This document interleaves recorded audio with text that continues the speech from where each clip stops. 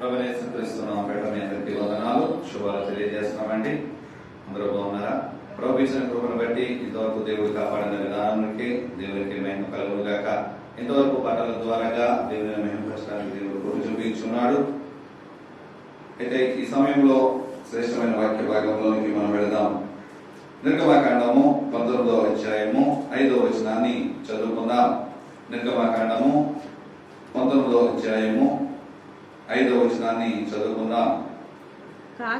కాగా మీరు నా మాట శ్రద్ధగా విని నా నిబంధనను అనుసరించి నడిచిన ఎడల మీరు సమస్త దేశ జనులలో నాకు స్వకీయ సంపాద్యమగుదురు. ప్రార్థన చేసుకుందాం.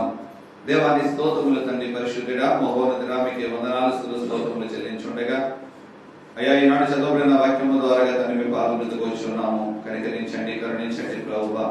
చదవబడిన మాటలలోంచి మాతో మీరు ఏమైతే మాట్లాడదలుస్తున్నారు తండ్రి అయ్యా, నిలబడి ఉన్నది నేనైనప్పుడుగా నిలబెట్టిన వారు మీరే ఉన్నారు తండ్రి ప్రభువా. అయ్యా నీ ఆత్మశక్తితో నీ ఆత్మ జ్ఞానం అనుగ్రహించి అయ్యా నీ నోటిని మాకు సహాయం ఇచ్చేమని అడుగుతున్నాము. కృప చూపించండి నాయన. చెప్పుచున్న నాకు వినిచిన బిడ్డలకు విరుద్ధు కలిగించబడేలాగా రెండంచులుగా వాడిగల కష్టముతో తండ్రి అయ్యా నాయన ఈ వాక్యము తండ్రి మా హృదయాంతరంలోకి వెళ్ళిరాదు. మీరు సహాయం చేయండి. మీరు కృప చూపించి నామానికి మహిమ తెచ్చుకోమని యేసుక్రీస్తు అడుగుతున్నాము మా పరలోకపు తండ్రి. ఆమేన్. చదవబడిన వాక్య భాగాన్ని మనము ఆలోచించినట్లయితే కనుక నిర్గమకాండము 19వ అధ్యాయము 5వ వచనము, కాగా మీరు నా మాట శ్రద్ధగా విని నా నిబంధన అనుసరించి నడిచిన ఎడల మీరు సమస్త చేసిన జనులలో నాకు స్వకీయ సంపాద్యమగుదురు. ఈ చదవబడిన మాటను మనం ఆలోచించినట్లయితే కనుక నా మాట శ్రద్ధగా విని ఎవరైతే నా మాట శ్రద్ధగా వింటారో నా నిబంధనను అనుసరించి నడిచిన ఎడల మీరు సమస్త దేశ జనులలో, అంటే ఒక దేశము కాదండి, సమస్త దేశములలో ఉన్నటువంటి జనులందరిలో కూడా నాకు స్వకీయ సంపాద్యముగా నేను ఎంచుకుంటానంటున్నాడు. ఏం చేస్తే? ఆయన మాట వినాలి, అలాగే ఆయన నిబంధనను అనుసరించి నడిచిన ఎడల. ఏమిటా నిబంధన?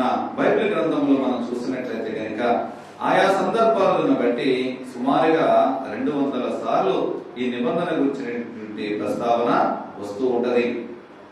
కానీ దేని కొరకు నిబంధన చేస్తున్నాడు దేవుడు? నిబంధన దేని కొరకని రాయబడి ఉన్నది?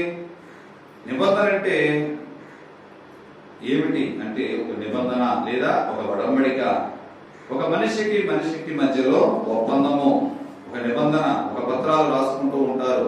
మనిషికి మధ్యలో ఒకవేళ మాటలు తేడా వస్తాయని చెప్పి ఒక అగ్రిమెంట్ రాసుకుంటూ ఉంటారు. ఒక నిబంధనకు వస్తూ ఉంటారు, మనం ఈ పనులు ఇలా చేద్దాం, ఈ పనులు అలా చేద్దాం అని చెప్పి.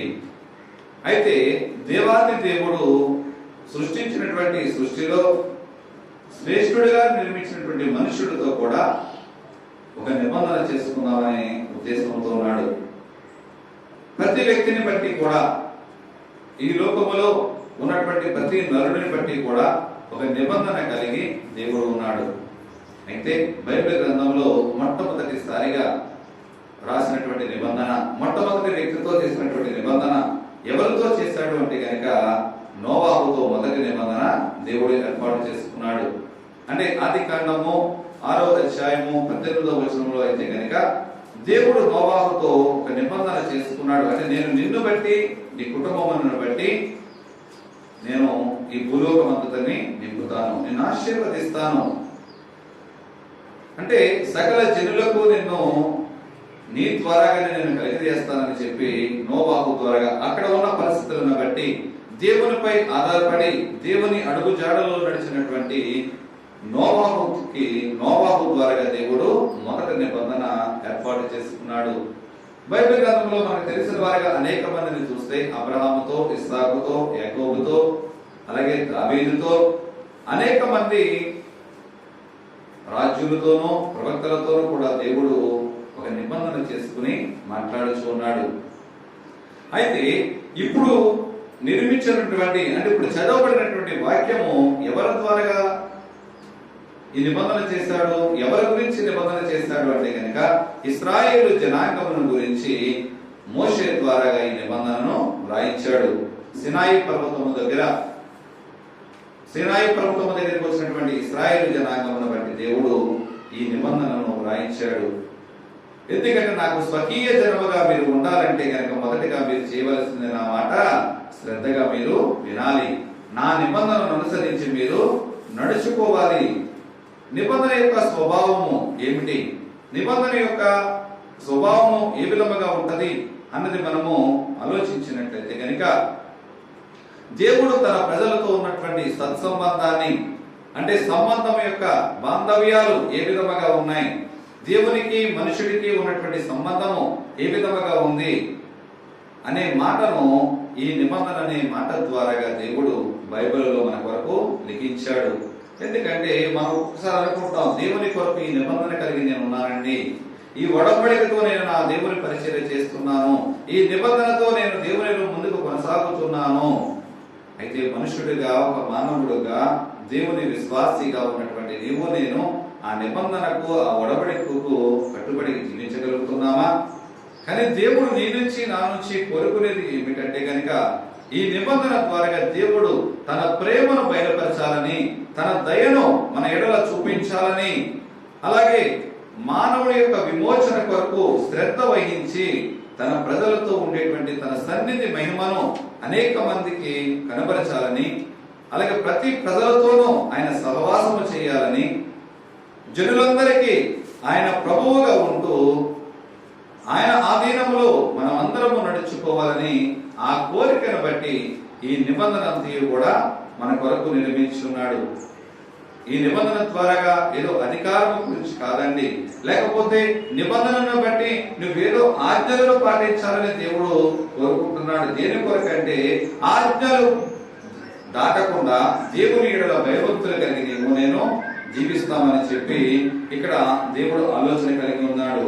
అయితే నిబంధన యొక్క వాగ్దానం ఒకటి మనం ఆలోచించినట్లయితే కనుక నాకును నీకును, అంటే నేను నీకును నీ తరువాత నీ సంతానమునకు దేవుడునై ఉందును అనేటువంటి వాగ్దానము వీటన్నిటికీ కూడా బలమైన వాగ్దానము. అంటే అబ్రహాముతో ఆ నిబంధన దేవుడు చేస్తాడు. ఆదికాండము 17వ అధ్యాయము 7వ వచనములో దేవుడు చేస్తూ ఉంటాడు, నేనును నీ తరువాత నీ సంతానమునకు వారి తరముల వరకు కూడా నేను దేవుడై ఉండులాగున నా నిబంధన నిత్య నిబంధనగా నీకు నేను సిద్ధపరుస్తానని చెప్పి దేవుడు మాట్లాడుచున్నాడు. అవునండి, విశ్వాస జీవితం మనతోనే ఆగిపోయేదిగా కాకుండా, మన బిడ్డలతో ఆగిపోయేదిగా కాకుండా, దేవాది దేవుడు దేవుడైనటువంటి వాడు మనకే కాదు, మన బిడ్డలకే కాదు, తరముల వరకు, ఈ భూలోకం ఉన్నంత వరకు కూడా దేవుడై ఉండులాగున నిబంధన స్థిరపరచబడాలి అంటే కనుక మొదటిగా మనము ఆయన చెప్పిన పనిగా కూడా చేసేవారిగా ఉండాలి. ఆయన ఆజ్ఞలను దాటిపోయే వారిగా ఉండకూడదు. ఆయనలో స్థిరత్వము కలిగి జీవించే వారిగా ఉండాలని దేవుడు మాట్లాడుతున్నాడు. ప్రాముఖ్యమైనటువంటి వాగ్దానముగా నేను నీకును నీ తరువాత నీ సంతానమునకును, ఇది ఒకరితోనే కాదండి, నీతో నేను నిబంధన చేస్తానంటలేదు, నీతోనూ నీ తర్వాత నీ సంతానములకు కూడా దేవుడై ఉండులాగున నా నిబంధన నిత్య నిబంధనగా స్థిరపరుస్తానని దేవుడు మాట్లాడుతున్నాడు. దేవుడు ఒక ప్రజలను బట్టి ఒకలాగా, మరొక ప్రజలను బట్టి ఒకలాగా ఉండే దేవుడు కాదండి. సమస్త జనాంగములను బట్టి, సమస్త జాతులను బట్టి కూడా మనందరికీ రక్షణ కలగచేయాలని, సమస్త ప్రపంచమునకు రక్షణ కలగచేయాలని దేవుడు ఒక నిబంధన లక్ష్యముతో, ఒక నిబంధన కలిగి సర్వ ప్రపంచ దేశములు ఏకకంఠముతో స్తుతించగలగాలని, ఏ ఆత్మ నశించిపోకూడదని, ప్రతి ఒక్కరూ కూడా దేవునిని ఆరాధించాలని, ఆరాధించవలసినటువంటి ప్రజలు దేవునికి లోకమునకు వెలుగై ఉండాలని చెప్పి దేవుడు కోరుకుంటున్నాడు. ఆయన సన్నిధానంలో ఉన్నటువంటి ప్రజలు ఒక జాతిని ఎందుకు ఎన్నుకున్నాడు? ఇశ్రాయేలు ప్రజలు అంటే కనుక ఇశ్రాయేలు ప్రజలు నీవు నా సొత్తు, నేను ఏర్పరచుకున్నటువంటి నా సొత్తు అని చెప్పి యాకోబును పిలిచినటువంటి దేవుడు యాకోబు ద్వారాగా ఇశ్రాయేలుగా మార్చి ఆ సంతానమును స్థిరపరిచి ఆ నిబంధన నిత్య నిబంధనగా కొనసాగటానికి దేవుడు యాకోబు సంతతిని ఎన్నుకుని ఆ సంతతి ఇశ్రాయేలు జనాంగము లోకమంతటికి వెలిగిచ్చేవారిగా, అదే విధముగా ఆ లోకములో ఉన్నటువంటి ఆ వెలుగుగా ఉన్నటువంటి ఆ ఇశ్రాయేలులోనే దేవుని మహిమపరచడము కాదు, కానీ ఈ స్వర్తమానము లోకమంతయు ప్రకటించాలని చెప్పి లోకమంతయు విస్తరించాలని దేవుడు ఒక కోరిక కలిగి ఒక నిబంధన చేస్తున్నాడు. ఎందుకంటే భూలోకమంతయు కూడా నీతో నేను స్థిరపరుస్తానని చెప్పి, నీతో భూలోకం ఉన్న జనులందరూ కూడా నీలో నుంచి నేను నడిపిస్తాను, నీలో నుంచి నేను వృద్ధిపరుస్తానని అబ్రహాముతో చేసిన వాగ్దానమును నిబంధనను ఆయన స్థిరపరుస్తానంటున్నాడు. ఈనాడు ఆయన మందిరంలో ఉన్నటువంటి నీకు నేను ఎటువంటి నిబంధనకు బద్దులమై ఉన్నాం? దేవుని సన్నిధిలో దేవునికి మనకును ఎటువంటి వాగ్దానంతో, ఎటువంటి నిబంధనతో, ఎటువంటి ఒడంబడిక చేసుకోవడానికి సిద్ధముగా ఉన్నాం. మనమైతే ఒకసారి మాట ఇచ్చి అనేక సార్లు తప్పిపోతూ ఉంటాం. ఉన్న సమయాన్ని బట్టి, అవకాశాన్ని బట్టి, ఆయా సందర్భాలను బట్టి మాట ఇస్తూ ఉంటాం. సందర్భానుసారంగా మళ్ళీ మాట తప్పిపోతూ ఉంటాం. కానీ మాట ఇచ్చిన దేవుడు నమ్మకమైన దేవుడై ఉన్నాడండి. ఆయన నీతో నిబంధన చేసి ఉన్నాడు అంటే కనుక ఆ నిబంధన నీతో నెరవేర్చాలని, నీతో నిత్య నిబంధనగా కొనసాగించాలని ఆలోచన కలిగినటువంటి దేవుడు మన దేవుడై ఉన్నాడు. ఇశ్రాయేలు జనాంగమంతా కూడా అన్యజనులందరికీ ఒక మార్గదర్శకులుగా, ఒక వెలుగిచ్చే వెలుగు జ్యోతుల వలె ప్రకాశమానమైనటువంటి వెలుగు ఇచ్చే వారిగా ఉండాలని దేవుడు కోరుకుంటూ ఉన్నాడు. ఇశ్రాయేలు జనాంగం అంటే ఇశ్రాయేలు దేశం ఒకటే కాదండి, ఆయన పేరు పెట్టబడినటువంటి ప్రతి జనులు కూడా ఆయన జనులే. ఎందుకంటే ఈనాడు లోకంలో అనేక మంది అనుకుంటూ ఉంటారు, ఈ లోకము ఈ దేశపు దేవుడు కాదండి, ఇశ్రాయేలు దేశపు దేవుడు అని అనుకుంటూ ఉండొచ్చు. కానీ మన దేవుడు ఇశ్రాయేలు ఒక్కడికే దేవుడు కాదు, సర్వ ప్రపంచమునకు దేవుడై ఉన్నాడు. ఆయన సువర్తమానము అక్కడతో ఆగిపోకూడదని చెప్పి ఈ లోకమునకు మానవ మాతృడుగా విమోచకుడుగా వచ్చినటువంటి దేవుడు తన బలి అర్పణ ద్వారాగా ఈ లోక ప్రపంచ దేశములకు కూడా మీరు సర్వ సృష్టికి వెళ్ళి సర్వ జనులను నా శిష్యులుగా సిద్ధపరచండి చెప్పి దేవుడు వాగ్దానము ద్వారాగా దేవుడు తన శిష్యులకు ఆజ్ఞాపించిన ఆజ్ఞలుగా దేవుడు మాట్లాడి ఉన్నాడు. మీరు పలానా ప్రజల దగ్గర ఒకరి దగ్గరికి వెళ్ళమని దేవుడు మాట్లాడలేదండి, పలానా జాతి దగ్గరికి వెళ్ళమని దేవుడు మాట్లాడలేదు. సర్వ సృష్టిలో ఉన్నటువంటి సర్వ జనాంగమును కూడా నాకు శిష్యులుగా సిద్ధపరచండి. ఎందుకంటే ఈ లోకమునకు నేను వచ్చినది నశించిన దానిని వెతికి రక్షించడానికి వచ్చానే కానీ ఆరోగ్యముగా ఉన్న వారికి నేను నడిపింపబడలేదు. నశించిన దాన్ని వెతికి రక్షించడానికే లోకానికి వచ్చానని దేవుడు మాట్లాడుతున్నాడు. ఎవరు నశించిపోతున్నారు? మార్గపకానికి చూసిన ప్రజలు, దేవుడు ఎవరో గుర్తిరగినటువంటి ప్రజలు ఈనాడు లోకంలో నశించిపోతున్నారు. వారిని వెతికి రక్షించడానికే దేవుడు ఈ లోకానికి వచ్చానని చెప్పి దేవుడు మాట్లాడుతున్నాడు. లూకా సువార్త 2వ అధ్యాయము 32వ వచనం చూసినట్లయితే కనుక లూకా సువార్త 2వ అధ్యాయము 32వ వచనము, నాదా ఇప్పుడు నీ మాట చొప్పున సమాధానంతో నీ దాసుని బోధించుచున్నావు, అన్యజనులకు నిన్ను బయలుపరచుటకు వెలుగుగాను నీ ప్రజలైన ఇశ్రాయేలుకు మహిమగాను నీవు సకల ప్రజల ఎదుట స్థిరపరిచిన నీ రక్షణ నేను కన్నులారా చూచితిని, నీ రక్షణను నేను కన్నులారా చూచితిని. సుమయోను ప్రవక్త మాట్లాడుచూ ఉన్నాడు, నాదా నీ మాట చొప్పున సమాధానంతో నీ దాసుని బోధించుచున్నావు. ప్రభువుని ఎప్పుడైతే ఆయన చూశాడో, యేసు ప్రభు వారు దేవాలయంలోనికి తన 8వ దినమున ఎప్పుడైతే మందిరంలోనికి వచ్చి ఉన్నాడో తన తల్లిదండ్రుల చేతుల మీదుగా ప్రభు వారు వచ్చినట్టే సుమయోను ప్రవక్త ప్రవచిస్తున్నాడు, నాదా ఇప్పుడు నీ దాసుని సమాధానముగా బోధించుచున్నావు, అన్యజనులకు నిన్ను బయలుపరచుటకు వెలుగుగాను. ఎవరికంటండి? అన్యజనులకు నిన్ను బయలుపరచుటకు వెలుగుగాను. ఇశ్రాయేలు జనాంగములు ఒకటే అని చెప్పట్లేదు, యోధా జనాంగములు ఒకటే అని దేవుడు మాట్లాడట్లేదు, ఫలానా దేశము కొరకని మాట్లాడట్లేదండి. అన్యజనులకు నీ సువార్తను ప్రకటించుటకు వెలుగుగాను ఎవరు వచ్చారు? ప్రభు అయిన యేసుక్రీస్తు వారి ఈ లోకానికి వచ్చి ఉన్నాడు. ఆయన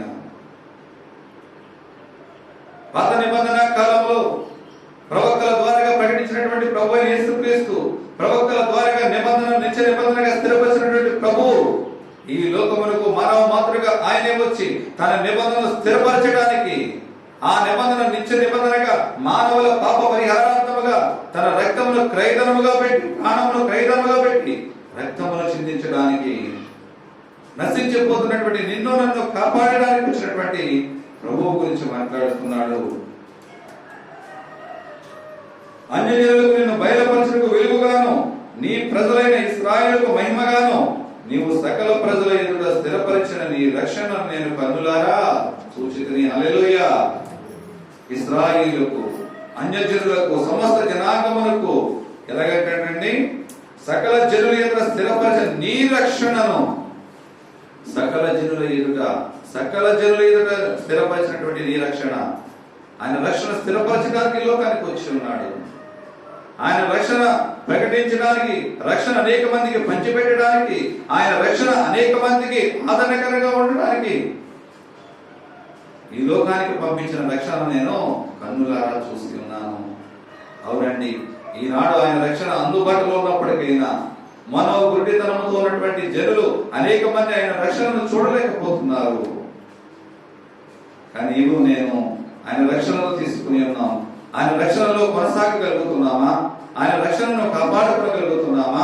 ఆయన రక్షణ పొందినటువంటి నీవు నేను ఆయన నిబంధనకు కట్టుబడి జీవించగలుగుతున్నామా? ఆయన నిబంధన నిత్య నిబంధనగా నీ నా కుటుంబం ఎడల స్థిరపరచబడడానికి ఒక అర్థమైన పాత్రగా మనం ఉన్నామా? ఆలోచించగలగాలి. ఎందుకంటే రక్షణ ఒకటే తీసుకుంటే పరలోక రాజ్యానికి వెళ్ళడానికి లేదండి. రక్షణ తీసుకున్నటువంటి ప్రతి ఒక్కరూ కూడా ఆయన నిబంధన క్రమంలో పాటించి, ఎప్పుడైతే ఆయన ఆజ్ఞలను పాటిస్తామో, ప్రభువు మాటల చొప్పున నడుచుకుంటూ ఆయన నిత్య రాజ్యానికి ఒక మార్గదర్శకులుగా మనం ఈ లోకములో ఆయన సాక్షులుగా ఉంటామో, అప్పుడు మాత్రమే ఆయన రాజ్యానికి వారసులు అవ్వడానికి దేవుడు అవకాశం ఇస్తూ ఉంటాడు. నీ రక్షణను అన్యజనుల మధ్యలో ఇశ్రాయేలుకు స్థిరపరిచినది నేను ఆ కన్నులారా చూసి ఉన్నాను. నీవు నేను చూడగలుగుతున్నానా? ఆ రక్షణను, స్థిరమైన రక్షణ ఇచ్చినటువంటి దేవుని కన్నులారా చూడగలిగినటువంటి ఆత్మ నేత్రములు దేవుడు నాకు ఇచ్చి ఉన్నాడా? ఆలోచించగలగాలి. ఎందుకంటే ఈ లోకములకు వచ్చినటువంటి ప్రభువు ఆయన నిబంధనను నీ కొరకు నా కొరకు స్థిరపరిచాడు. నీ ద్వారాగా నా ద్వారాగా ఆ నిబంధనను నిత్య నిబంధనగా స్థిరపరిచి అనేక నశించిపోతున్న ఆత్మలను నీ ద్వారాగా నా ద్వారాగా నడిపించాలని దేవుడు కోరుకుంటున్నాడు. ఆ నిబంధనను బట్టి నువ్వు ఏ విధముగా నడుచుకుంటున్నావు? ఆత్మ సంపాదన కొరకు ఏ విధముగా వాక్కులాడుతున్నావు? ఏ విధముగా ప్రయాసపడుతున్నావు? దేవుడు నీకు ఇచ్చినటువంటి అగ్రిమెంట్, దేవునికి నీ మధ్య జరిగినటువంటి అగ్రిమెంట్ లో అగ్రిమెంట్ లో స్థిరపడుతున్నావా? నోటి మాట ఏదైనా ఒకవేళ తప్పుకోవచ్చు. అగ్రిమెంట్ పత్రము ఒక నిబంధనతో కూడినటువంటి, ఒక షరతులతో కూడినటువంటి అగ్రిమెంట్ రాస్తున్నాడు దేవుడు. నోవాహు చేసినటువంటి నిబంధన షరతులతో కూడిన నిబంధన కాదండి. నోవాహుతో చేసిన నిబంధన షరతులతో చేసిన నిబంధన కాదు. అక్కడ ఉన్న పరిస్థితులను బట్టి, పాప బంధకములను బట్టి లోకములలో యెహోవా కన్నులు తేరి చూస్తుంటే నీతి మంతుడుగా ఉన్నటువంటి నోవాహు కుటుంబమును దేవుడు ఎన్నుకొని అక్కడ కండిషన్లు పెట్టలేదు, అక్కడ షరతులు పెట్టలేదండి, అక్కడ ఏమి అడ్డులు పెట్టలేదు దేవుడు. కానీ ఇక్కడ అబ్రహాము దగ్గరికి వచ్చేటప్పటికి, ఇక్కడ మోషే దగ్గరికి వచ్చేటప్పటికి, దావీదు దగ్గరికి వచ్చేటప్పటికి కండిషన్ షరతులతో కూడినటువంటి నిబంధన చేస్తున్నాడు. నేను నీకును నీ తర్వాత నీ సంతానమునకు దేవుడునే ఉండులాగునా అని మాట్లాడినటువంటి దేవుడు. కానీ ఇప్పుడు నా మాటను శ్రద్ధగా విని నా నిబంధనలు మీరు పాటించిన యెడల, నా నిబంధనను ఏం చేయాలంటే వారు ఆయన నిబంధన ప్రకారం నడుచుకుంటే కనుక, ఆయన నిబంధన నెరవేర్చే వారిగా ఉంటే కనుక సమస్త దేశములంతటిలోనూ కూడా ఎలా ఉంటారు? మీరు నాకు స్వకీయ సంపాద్యముగా ఉంటారు. నేను స్వశక్తి ఇచ్చి కొన్న ప్రజలుగా, నేను సంపాదించిన నా ఆస్తికర్తలుగా మీరు ఉంటారని చెప్పి దేవుడు మాట్లాడుతున్నాడు.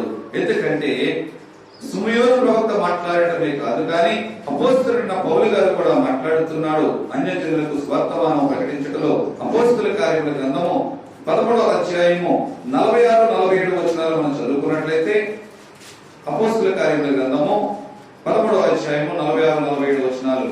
అప్పుడు పౌలును బర్నబాయు ధైర్యముగా ఇట్లనిది దేవుని వాక్యము మొదట మీకు చెప్పుట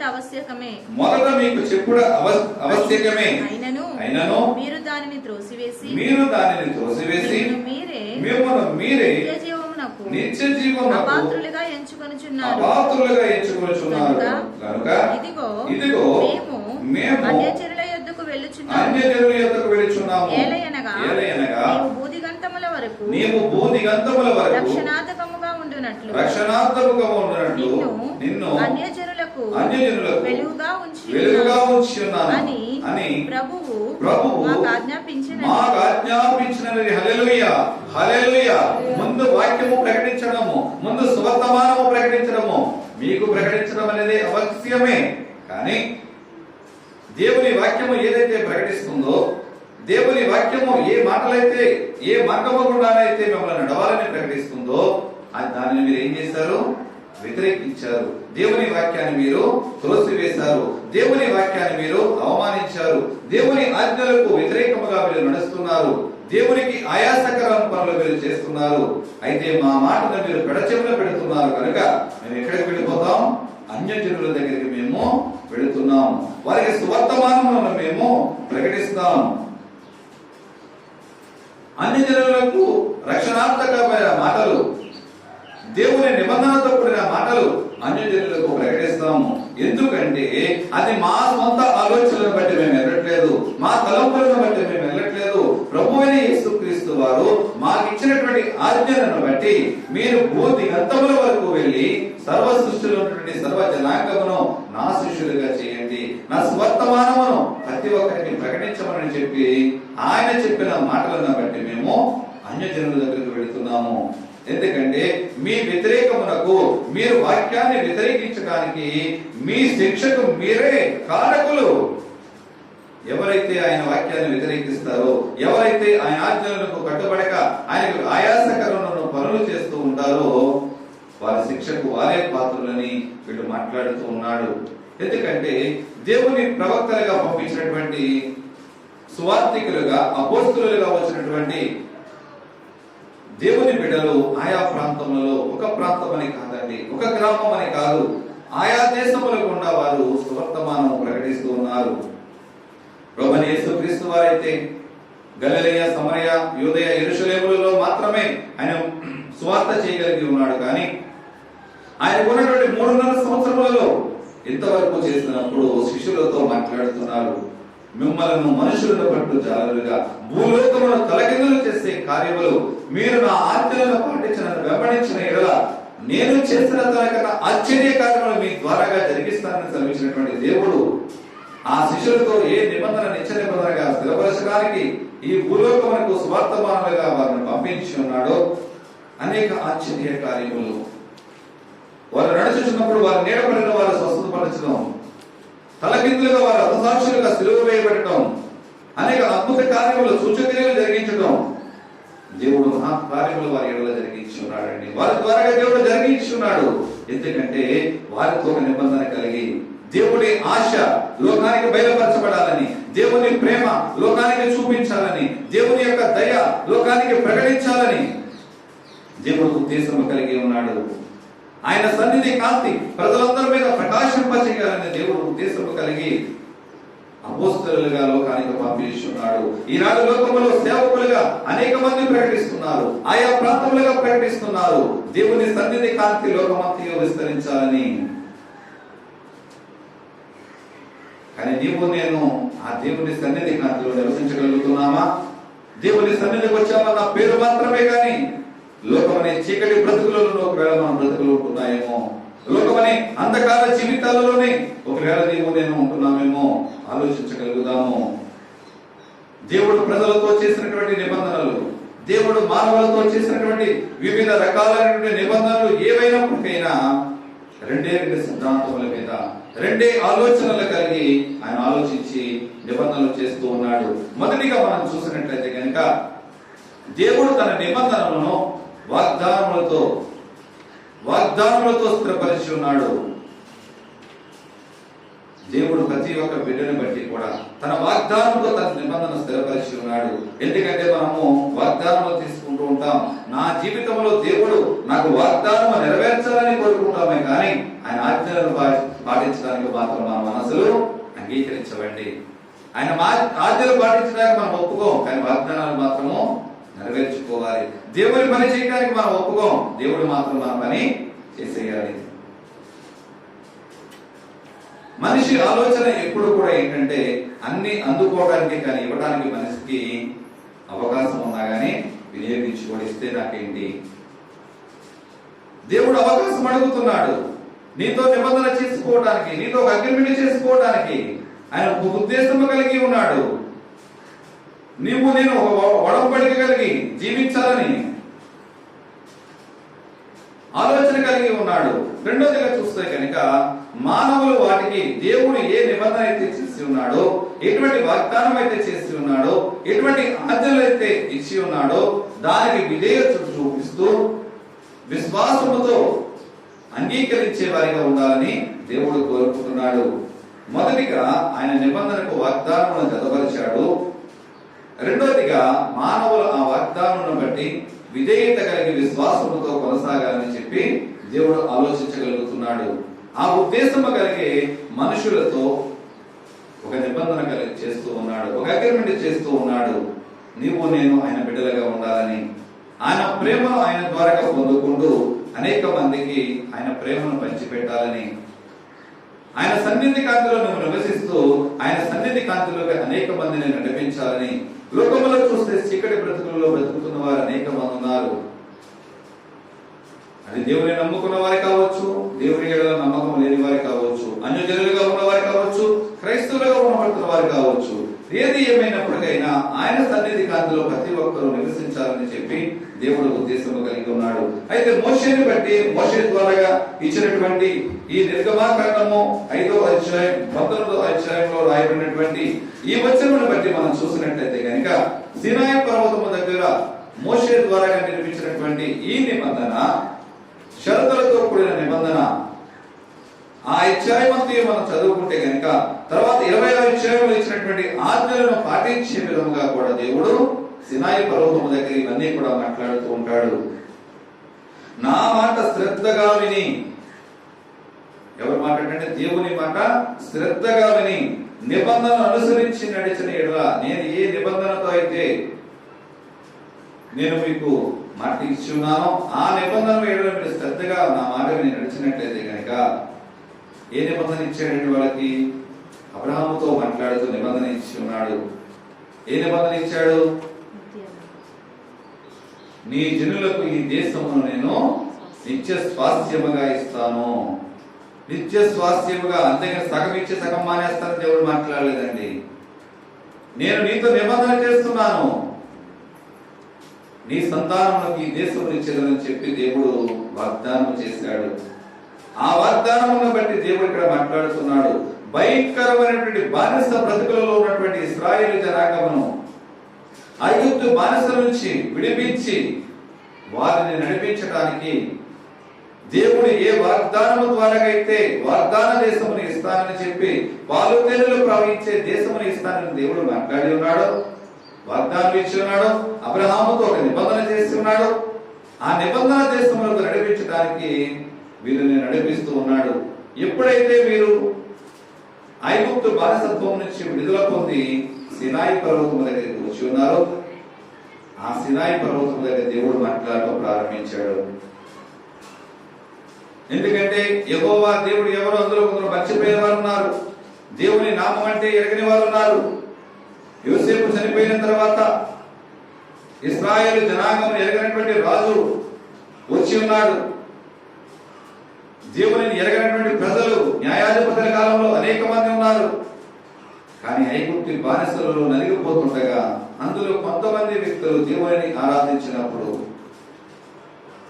వారి మనం ఎన్నటువంటి దేవుడు వారిని విడిపించడానికి ఒక వ్యక్తిగా మోషేని, ఒక నాయకుడిగా మోషేని ఎన్నుకొని నడిపించి వారిని బయటకు తీసుకొచ్చిన తర్వాత తన ప్రత్యక్షతను వారికి బయలుపరుస్తూ ఒక కండిషన్తో కూడినటువంటి నిబంధన వారితో చేస్తున్నాడు. కండిషన్లతో కూడినటువంటి నిబంధన, షరతులతో కూడినటువంటి నిబంధన ఆయన నిబంధన చేస్తున్నాడు. ఆ నిబంధన నిత్య నిబంధనగా చేయడానికి నిర్గమకాండము 24వ అధ్యాయము 8వ వచనాన్ని మనం చదువుకుంటే, అప్పుడు మోషే రక్తమును తీసుకొని ప్రజల మీద ప్రోక్షించి ఇదిగో ఈ సంగతులన్నిటి విషయమై యెహోవా మీతో చేసిన నిబంధన రక్తము ఇదే అని చెప్పాను. హల్లెలూయా. నిబంధన రక్తము వారందరి మీద ప్రోక్షించి ఆ రక్త ప్రోక్షణ ద్వారా ఇశ్రాయేలుతో చేసిన నిబంధన స్థిరపరచబడిందని చెప్పడంతో దేవునితో వారికి సంబంధాన్ని కాపాడుకోవడానికి పాప పరిహార బలులు అవసరం లేదని దేవుని యొక్క నిబంధన రక్తము వారందరి మీద కూడా ప్రోక్షించున్నాడు. అంతవరకు కూడా బలులు అర్పించేవారు, దహన బలులు అర్పిస్తూ ఉండేవారు. కానీ నిబంధన రక్తం ద్వారా వారి మీద ప్రోక్షించినట్లుగా ఇక్కడ ఆ నిబంధన నిత్య నిబంధనగా స్థిరపడాలి అని చెప్పి మోషే వారందరి మీద కూడా నిబంధన రక్తాన్ని ప్రోక్షించాడు. అయితే నిబంధనను అనుసరించకపోతే ఏమవుతుంది? దేవుడు ఒక వ్యక్తిని బట్టి ఒక నిబంధన చేశాడు, ఒక అగ్రిమెంట్ చేసుకున్నారు. ఈ లోకంలో కూడా చూడండి, ఆస్తులను బట్టి అగ్రిమెంట్లు చేసుకుంటూ ఉంటారు, ఒప్పంద పత్రాలు రాసుకుంటూ ఉంటారు, అడ్వాన్సులు ఇస్తూ ఉంటారు. అయ్యో అది నా దగ్గర డబ్బులు లేవండి, లేకపోతే ఆ ఆస్తి నా పేరు మీద కుదరదంట, లేకపోతే నాకు కొనుక్కోవడానికి అవకాశం లేదు, నా డబ్బులు నాకు ఇచ్చేయండి అని చెప్పి ఇస్తారా? అడ్వాన్స్ వదులుకునే పరిస్థితి. అనేక సార్లు లోకమనే అగ్రిమెంట్లు మార్పులు జరగవచ్చు, మోసాలు జరగవచ్చు, అన్యాయాలు జరగవచ్చు. కానీ ఇక్కడ దేవుని యొక్క నిబంధన అది ఎలాంటిదంటే కనుక జెరుబ్బాబెలుకు ఇచ్చినటువంటి ముద్ర ఉంగరము లాంటిది, అంటే శాసనము లాంటిది. దేవుడు ఒక నిబంధన మనిషితో చేసుకున్నాడు అంటే కనుక ఒక వ్యక్తి ద్వారా ఆ నిబంధన స్థిరపరచబడాలని దేవుడు ఆశ కలిగి ఉన్నాడు అంటే కనుక ఆ నిబంధన ఒకవేళ అనుసరించకపోతే ఏమవుతుంది? నిర్గమకాండము 31వ అధ్యాయము 14-15 వచనాలు చదువుకుందాం. కావున మీరు విశ్రాంతి దినమును ఆచరింపవలెను, నిశ్చయముగా అది మీకు పరిశుద్ధము, దాన్ని అపవిత్రపరచువాడు తన ప్రజలలో నుండి కొట్టివేయబడును. 6 దినములు పనిచేయవచ్చును, 7వ దినము యెహోవాకు ప్రతిష్ఠితమైన విశ్రాంతి దినము. ఆ విశ్రాంతి దినమున పనిచేయు ప్రతివాడును తప్పక మరణ శిక్ష నందును. హల్లెలూయా. ఎవరైతే తన విశ్రాంతి దినమును ఆచరించకుండా దానిని అపవిత్రపరుస్తారో వారు తన జనుల నుంచి కొట్టివేయబడటమే కాదు, మరణమునకు కూడా పాత్రులని చెప్పి ఇక్కడ హెచ్చరిస్తున్నాడండి. ఎందుకంటే విశ్రాంతి దినము ఎంత పవిత్రమైనటువంటిదో, ఎంత విలువైనదో, ఎంత యోగ్యమైనదో దేవుడే మాట్లాడుతున్నాడు. విశ్రాంతి దినమును మనము పాటించగలగాలి. ఒకవేళ అటువంటి విశ్రాంతి దినమును పాటించకపోతే ప్రజల నుంచి కొట్టివేయబడతామని చెప్పి మాట్లాడుతున్నాడు. ఇశ్రాయేలు ప్రజలు కూడా వారి యాత్రాంతరంలోనూ వారి ప్రయాణమంతరంలో కూడా దేవునిపై నమ్మకం కాకుండా లోకంపై నమ్మకం ఉంచి కనాను దేశములకు దేవుడు వెళ్ళమన్నప్పుడు ఆ కనాను యొక్క జనులకు జడిసి దేవుని మీద అపనమ్మకముతో మాట్లాడినప్పుడు దేవుని శిక్ష వారిపై వచ్చినట్టు కూడా మనం చూస్తూ ఉంటాం. 40 దినాలలో వెళ్ళవలసినటువంటి కనాను దేశమునకు ఎన్ని సంవత్సరాలు వెళ్ళాడు వాడు? 40 సంవత్సరాలు ప్రయాణం చేశారు. అంటే 39 సంవత్సరాలు చిల్లరి వాడు అరణ్యములో తిరుగుతూనే ఉన్నారు. ఎవరైతే అవిధేయులుగా దేవుని మాటకు వ్యతిరేకించారో, దేవుని నిబంధనను అతిక్రమించి దేవునితో ఉన్న ఒడంబడికను అవమానపరిచారో వారందరూ కూడా 20 సంవత్సరములు భయపడిన వారు ఎవరైతే ఐగుప్తులో ప్రయాణమై బయలుదేరారో వారందరూ కూడా మార్గ మధ్యలోనే చంపివేయబడ్డారు. వారిలో కాలేబు, యెహోషువ తప్ప మిగతా వాళ్ళందరూ కూడా చనిపోయారు. చనిపోయిన వారిలో ఎవరున్నారు అంటే మోషే కూడా అందులో ఉన్నాడండి.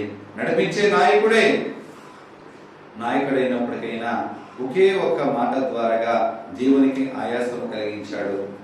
ఆ ఆయాసమును బట్టి నా ప్రజలను నువ్వు నిందించిన కారణము చేత కనాను దేశమును నువ్వు కళ్ళతో చూస్తావే కానీ అందులో అడుగు పెట్టవని చెప్పి దేవుడు మాట్లాడాడు.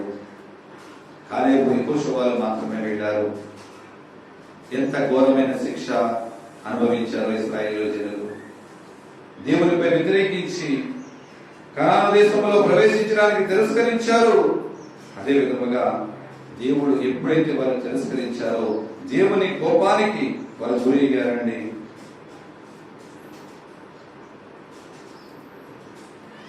గురైనటువంటి ప్రజలందరూ కూడా 20 సంవత్సరాలు భయపడిన వారు సమస్తం అందరూ జనులందరూ చనిపోయారు. 40 రోజులు వెళ్ళవలసిన ప్రయాణం 40 సంవత్సరాలు అంటే మాటల ఎక్కడెక్కడ తిరగాలి, తిరిగిన చోటే తిరిగి ఎక్కడ తిరిగినప్పటికైనా తిరుగుతూనే ఉంటారు. ఆ 40 సంవత్సరాలు కూడా వారు కనాను దేశంలో అడుగు పెట్టడానికంటే అవకాశం లేదు. కానీ ఆ జనులందరినీ కూడా ప్రభువే పోషిస్తూ ఉన్నాడు. వారి బట్టలు మాయలేదు, వారి కాళ్ళలో ఉన్న చెప్పులు అరిగిపోలేదు, వారు తిండి తినడానికి ఎక్కడా కూడా లోటు రానివ్వలేదండి. అయినప్పటికైనా మాకు ఇంకా అవి కావాలి, ఇవి కావాలి, బలులర్పణలు మాంసములు కావాలి, ఇంకా కోరికలు కోరుతూనే ఉన్నారు. అయినప్పటికైనా వారికి కావలసిన ఆహారం ఇస్తూనే ఉన్నాడు.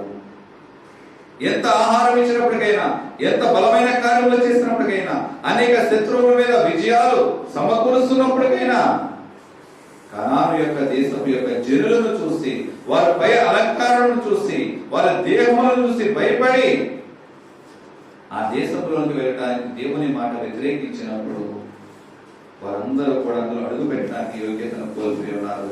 నా ప్రియ సహోదరి సహోదరుడిగా నీవు నేను ఎటువంటి యోగ్యులమై ఉన్నాం? దేవుడు నీకు నాకు ఇచ్చినటువంటి కనాను దేశము పాలు తేనెలు ప్రవహించే ఆయన రాజ్యంలోనికి ప్రవేశించడానికి నీవు నేను యోగ్యత కలిగి ఉన్నామా? యోగ్యత కలిగి ఉన్నాము అంటే కనుక ఆయన నిబంధనలను పాటించే వారిగా ఉండాలి. ఆయన మాట వింటూ ఆయన నిబంధన ప్రకారముగా ఆయన ఒడంబడికలో మనం నడిచే వారిగా మనము జీవించగలుగుతూ ఉండాలి. ఎక్కడైతే పాత నిబంధన కాలమంతటిలో కూడా ఆయన ఒడంబడిక చేస్తూ ఆయన ఒడంబడికలోనే జనులను నడిపిస్తూ వచ్చి ఉన్నాడో, అయితే కొత్త నిబంధన కాలంలోనికి ప్రభు అయిన యేసుక్రీస్తు విమోచకుడుగా ఎప్పుడైతే ఈ లోకానికి వచ్చి ఉన్నాడో, పాత నిబంధనలో ఉన్నటువంటి నిబంధనలన్నిటిని కూడా ఆయన అక్కడితో విడిచిపెట్టి కొత్త నిబంధన విమోచకుడుగా ఆయన ఈ లోకానికి వచ్చి ఉన్నాడు. ఎబ్రీ పత్రిక 8వ అధ్యాయము 6వ వచనాన్ని చదువుకుందాం. ఎబ్రీ పత్రిక 8వ అధ్యాయము 6వ వచనం. ఈయనైతే ఇప్పుడు మరి ఎక్కువైన వాగ్దానములను బట్టి నియమింపబడిన మరి ఎక్కువైన నిబంధనకు మధ్యవర్తి అయి ఉన్నాడు. కనుక మరి శ్రేష్టమైన సేవకత్వము పొంది ఉన్నాడు. హల్లెలూయా, హల్లెలూయా. మధ్యవర్తిగా, ఎవరికి మధ్యవర్తిగా? తండ్రికి మనకి మధ్యవర్తిగా, ఒక ప్రధాన యాజకుడిగా మన కొరకు ఉన్నటువంటి విమోచకుడుగా ఈ లోకానికి వచ్చినటువంటి ప్రభువైన యేసుక్రీస్తు శ్రేష్టమైన నిబంధనతో ఉన్నాడండి. ఆ శ్రేష్టమైన నిబంధన ఏంటి? తండ్రికి మనకి ఒక మధ్యవర్తిగా, అలాగే బలమైన సేవకుడుగా ఆయన ఈ లోకానికి వచ్చినట్లుగా శ్రేష్టమైన సేవకత్వం పొంది ఉన్నవాడుగా ఈ లోకానికి వచ్చి ఉన్నాడు. ఈనాడు మధ్యవర్తత్వము, మనుషులకి మధ్యలో మధ్యవర్తత్వము, ఇక్కడ మాటలు అక్కడ మాటలు ఇక్కడ చెప్పేటప్పుడు పొరపచ్చలు రావచ్చు, మాటలు తారుమారు కావచ్చు, అపవిత్రమైన మాటలు రావచ్చు, ఉన్నవి లేనట్లుగా లేని ఉన్నట్లుగా చెప్పొచ్చు. కానీ ప్రభువు యేసుక్రీస్తు అలా కాదండి. తండ్రి దగ్గర నిన్ను బట్టి నన్ను బట్టి విజ్ఞాపన చేస్తున్నాడు. తండ్రి, ఈ నా బిడ్డకి మరొక అవకాశము, ఇప్పటి వరకు నీ నిబంధన తప్పిపోయి ఉన్నాడు, తప్పిపోయింది, ఒక్కసారి మరొక అవకాశము దయచేయని ఒక విజ్ఞాపన చేసేటువంటి ప్రధాన యాజకుడిగా ఈ లోకానికి వచ్చి ఉన్నాడండి. ఒక బలమైన నిబంధనతో ఈ లోకానికి వచ్చి ఉన్నాడు. మనని ఎందరి ఎడలా కూడా ఆయన విజ్ఞాపన చేయడానికి, మన ఎందరి ఎడలా కూడా వాగ్దాన పురుషుడిగా నిత్య నిబంధన స్థిరపరచడానికి విజ్ఞాపన చేసే ఒక విజ్ఞాపనకర్తగా ఈ లోకానికి నూతన నిబంధనను మన కొరకు తీసుకొచ్చి ఉన్నాడు. ఆ నూతన నిబంధన ద్వారాగానే ఈ లోక జనులందరికీ కూడా, ఈనాటి క్రైస్తవులందరికీ, క్రీస్తు విషయంలో నివసించుతున్న ప్రజలందరికీ ఒక మాదిరికరముగా ఉండాలని ఈ లోకానికి వచ్చి ఉన్నాడు. తీతుకు రాసినటువంటి పత్రిక 2వ అధ్యాయము 14వ వచనాన్ని చదువుకుందాం. తీతుకు రాసిన పత్రిక 2వ అధ్యాయము 14వ వచనము. ఆయన సమస్తమైన దుర్నీతి నుండి మనల్ని విమోచించి సత్క్రియానంద శక్తి గల ప్రజలను తన కోసరము పవిత్రపరచుకుని తన సొత్తుగా చేసుకున్నటకు తన్ను తానే మన కొరకు అర్పించుకొనెను. హల్లెలూయా. మన కొరకు, మనందరి కొరకు, మనందరి పాప పరిహారార్థం కొరకు ఏం చేశాడండి? తనను తాను అర్పించుకున్నాడు. తండ్రి దగ్గర అర్పించుకున్నాడు. మానవ రూపంలో పాప శరీరము దాల్చిన ఈ లోకానికి వచ్చినటువంటి క్రీస్తు ఏ పాప శరీరం అయితే శిక్ష అనుభవించాలో మనందరి కొరకు ఆ దేహము ద్వారా ఆయన శిక్ష అనుభవించబడ్డాడు. మన కొరకు మానవ మాత్రగా వచ్చినటువంటి క్రీస్తు మరణానికి అప్పగించబడ్డాడు. దేని కొరకు అంటే నిన్ను నన్ను విమోచించాలని, తన నిబంధనలో నిన్ను నన్ను స్థిరపరచబడాలని, స్థిరపరిచే ఉద్దేశంతో మన కొరకు ఇంకా ఇంకా మనం మారుతామని, మార్పు చెందుతామని, మారు మనసులోనికి నడిపించబడతామని, తన రాజ్యానికి వారసురాలిగా మనం చేద్దామన్న ఉద్దేశంతో ఇంకా దినదినము ప్రతి క్షణము అనుక్షణము కూడా తండ్రి దగ్గర విజ్ఞాపన చేసే విజ్ఞాపనకర్తగా ఆయన విజ్ఞాపన చేస్తూనే ఉన్నాడు. నీవు నేను మార్పు చెందాలి, మారు మనసు పొందాలని ఆలోచన కలిగి ఉన్నాడు. పేతురు రాసినటువంటి మొదటి పత్రిక 2వ అధ్యాయము 9వ వచనాన్ని కూడా మనం ఒకసారి చదువుకున్నట్లయితే కనుక, అయితే మీరు చీకటిలో నుండి ఆశ్చర్యకరమైన తన వెలుగులోనికి మిమ్మల్ని పిలిచిన వాని గుణాతిశయములను ప్రచురము చేయు నిమిత్తము ఏర్పరచబడిన వంశమును రాజులైన యాజక సమూహమును పరిశుద్ధ జనమును దేవుని సొత్తైన ప్రజలనై ఉన్నారు. హల్లెలూయా, హల్లెలూయా. చీకటిలో నుండి ఆశ్చర్యకరమైన తన వెలుగులోనికి మిమ్మల్ని పిలిచినటువంటి వారి గుణాతిశయము మీరు ప్రకటించాలని, మిమ్మల్ని ఎవరన్నైతే పిలుస్తారో నీ చీకటి బ్రతుకుల నుంచి, నీ అంధకార జీవితంలో నుంచి ఆశ్చర్యకరమైన తన వెలుగులోనికి ఏ దేవుడైతే మిమ్మల్ని నడిపించి ఉన్నాడో ఆ దేవుని యొక్క గుణాతిశయములను, ఆయనకు కలిగినటువంటి ప్రేమ, ఆయనకు కలిగినటువంటి దయ, ఆయన కలిగినటువంటి కనికరము, ఆయన సన్నిధి కాంతి కొరకు అనేక మందికి నువ్వు ప్రకటించబడాలని చెప్పి నేను ఎలా ఏర్పాటు చేసుకున్నాడంటే ఆయన ఏర్పరచబడినటువంటి వంశమును, ఆయనతో ఏర్పరచబడినటువంటి ఆయన వంశీకులుగా మీరు ఉండాలని, రాజులైన యాజక సమూహములుగా ఉండాలని, రాజులు యాజక సమూహముగా మనం ఉండాలని, కించపరిచే స్థితిలో ఒకవేళ లోకంలో జనులు కించపరచవచ్చు, లోకంలో జనులను అవమానపరచవచ్చు, కానీ దేవుడు నిన్ను ఎలా చూస్తున్నాడు అంటే కనుక తన రాజ్యంలో రాజులైన యాజక సమూహముగా మనం ఉండాలని కోరుకుంటున్నాడు. అలాగే పరిశుద్ధమైన జనాంగముగా, లోకమనే అపవిత్రతను అంటించుకునే వారిగా కాకుండా, లోకమనే మలినమైన జీవితంలో బ్రతికే వారిగా కాకుండా, లోకమైనటువంటి బురదను అంటించుకునే వారిగా కాకుండా పరిశుద్ధమైన జనాంగముగా ఉండాలని. పరిశుద్ధమైన జనాంగం అంటే ఏదో తెల్లని బట్టలు, మంచి మంచి బట్టలు వేసుకున్న దేవుడు కాదండి. నీ హృదయము పరిశుద్ధపరచబడాలి, నీ హృదయము శుద్ధీకరించబడాలి, నీ హృదయముకు పట్టించినటువంటి మచ్చలు కడగబడాలని నువ్వు పరిశుద్ధ జనాంగముగా నేను ఎంచుకోవడానికి దేవుడు సిద్ధపడుతూ ఉన్నాడు. అలాగే దేవుని సొత్తు అయినటువంటి ప్రజలుగా నీవు నా సొత్తు, దేవుని సొత్తు అయిన ప్రజలు. దేవుని సొత్తు అయిన ప్రజలు అంటే వారి మీద ఎవరికి కూడా అధికారం ఉండదు. నీవు నేను దేవుని సొత్తు అయిన ప్రజలుగా ఉంటున్నామా? దేవుని సొత్తు అయిన ప్రజలుగా ఉంటే మన మీద ఎవరికి అధికారం ఉండదు. లోకాధికారికి మన మీద అధికారం ఉండదు. లోకమనే పాప మండపం మన మీద అధికారం ఉండదు.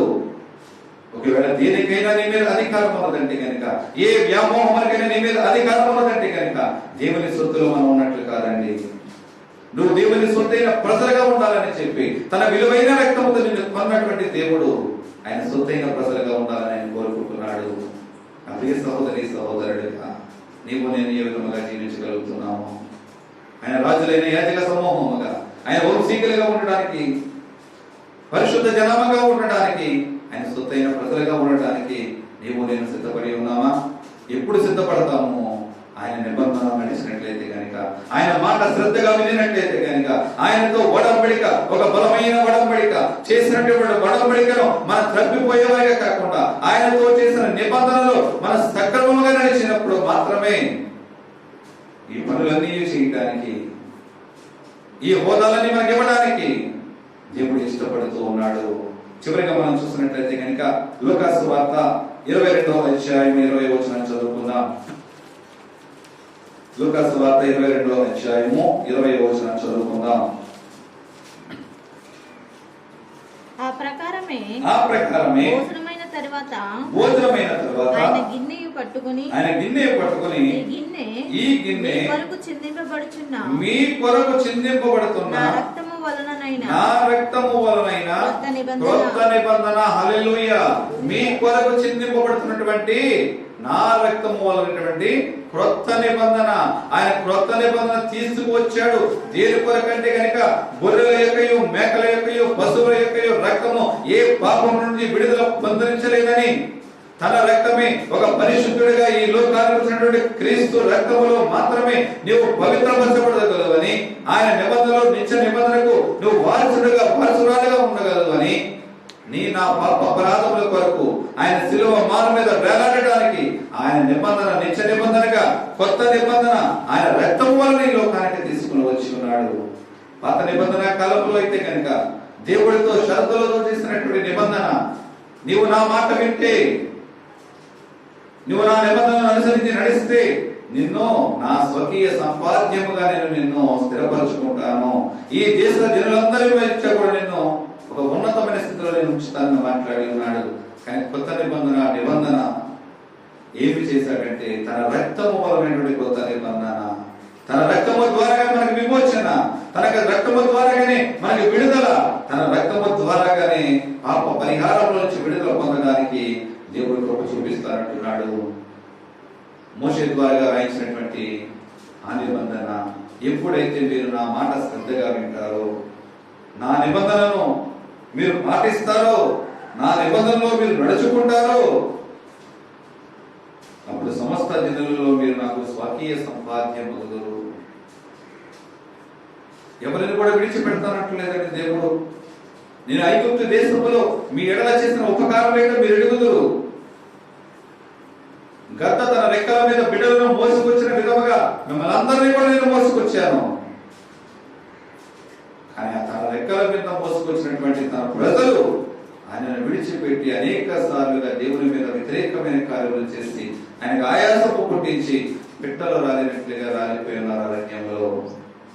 దేని కొరకంటే కనుక ఆయన చేసిన ఉపకారాలను మర్చిపోయి ఉన్నారు, ఆయన నిబంధనలను వ్యతిరేకించారు, ఆయన ఆజ్ఞలను పాటించక వ్యతిరేకించే వారిగా ఉండి భ్రష్టులుగా మిగిలిపోయినటువంటి ఇశ్రాయేలు జనాంగము అరణ్యములు నశించిపోయి ఉన్నారు. ఒకవేళ ప్రియ సంగముగా ఇంతవరకు ఒకవేళ నీవు కూడా దేవునికి వ్యతిరేకమైన పనులు చేస్తూ ఉంటూ దేవునికి అవిధేయురాలుగా ఉంటున్నావేమో, ఆయన మాటకు ఆయాసము కలిగించే వారిగా, ఆయన నిబంధనలు నడిచే వారిగా కాకుండా ఇంకా లోక నిబంధనలు బట్టి లోకాచారంలో లోకంలోనే నడుచుకుంటూ ఉన్నావేమో, దేవుని కోపానికి లోను కావద్దు, దేవుని ఉగ్రతకు లోను కావద్దండి. మనుషుల ఉగ్రతకి మనం భయపడుతున్న వారిగా ఈ లోకంలో ఉంటూ ఉంటాము. కానీ దేవుని ఉగ్రత కనుక మన మీద వస్తే మనం తట్టుకోలేమండి. ఎందుకంటే సొదొమ గొమొర్రా మీద వచ్చినటువంటి దేవుని ఉగ్రత ఈనాటికి కూడా ఇంకా అక్కడ మొక్కలు కూడా మొలవట్లేదు. దేవుని యొక్క ఉగ్రత ఎంత బలంగా ఉంటుందో మనం అర్థమవుతుంది. మనుషుని ఆలోచన వేరు, దేవుని ఆలోచనలు వేరు. దేవునికి ఆయాసం కలిగించే వారిగా కాకుండా దేవుని మాట వింటూ ఆయన ఆజ్ఞానుసారముగా దేవుని నిబంధన ప్రకారముగా నడుచుకుంటూ ఆయన యొక్క జనులుగా, ఆయన స్వకీయ సంపాద్యముగా మన అందరూ ఉండాలని కోరుకుంటున్నాడు. అట్లు ఉన్నట్లయితే కనుక ఆయన రాజ్యానికి వారసులుగా నన్ను చేసుకుంటూ ఆయన నిత్య రాజ్యములోనికి, ఆయన ఆశీర్వాదాలకి కర్తలుగా నన్ను వాడుకుంటాడు. అటువంటి కృప పరిశుద్ధాత్ముడైన దేవుడు మనందరికీ కలుగజేయునుగాక. ఆమేన్. ప్రార్థన చేసుకుందాం. దేవానికి స్తోత్రములు తండ్రి, పరిశుద్ధుడానికి వందనాలు, స్తోత్రములు. అవును తండ్రి, నువ్వు నరుడితో చేసినటువంటి నిబంధన నిత్య నిబంధనగా స్థిరపరచబడాలంటే అయ్యా నీ మాటలు శ్రద్ధగా వింటూ ఆ నిబంధన అనుసారముగా నడుచుకుంటూ ప్రభువా అయ్యా నీకు విధేయులుగా జీవించి బిడ్డలుగా మమ్మల్ని వాడుకోండి ప్రభువా. అవును తండ్రి, ఎప్పుడైతే మేము వాడబడతామో నీ వంశీకులుగా మమ్మల్ని నిలబెట్టుకుంటామని, రాజులైన యాజక సమూహంగా నిలబెడతామని, పరిశుద్ధ జనాంగముగా వాడుకుంటామని నువ్వు మాట్లాడుచున్నావు ప్రభువా. అవును తండ్రి, ఎక్కడ మమ్మల్ని తప్పిపోలేకపోతే, ఎక్కడ తొలిపోలేకపోతాయిగా అయ్యా, నీలో నీ భార్య భాగస్థులుగా మేము వాడబడేలాగున, నీ నిబంధన క్రమంలో మేము నడుచుకునేలాగా మీరు కృప చూపించి నీ బలమైన ఆత్మ జ్ఞానం మాకు దయచేయండి. విన్న మాటలు విడిచిపెట్టకుండా ప్రతి హృదయంలో తండ్రి ప్రభువా అయ్యా నీ కార్యము జరిగించబడేలాగున, నీకు వ్యతిరేకముగా ఉన్నటువంటి ప్రతి చీకటి ప్రభావం తొలగించబడేలాగున, నీకు ఆయాసకరమైన పనులు తొలగించబడేలాగా కృప చూపించి నీ నామానికి మేము తెచ్చుకోమని యేసుక్రీస్తు అడుగుచున్నాను మా ప్రియ పరలోకపు తండ్రి. ఆమేన్. అందరికీ వందనాలండి.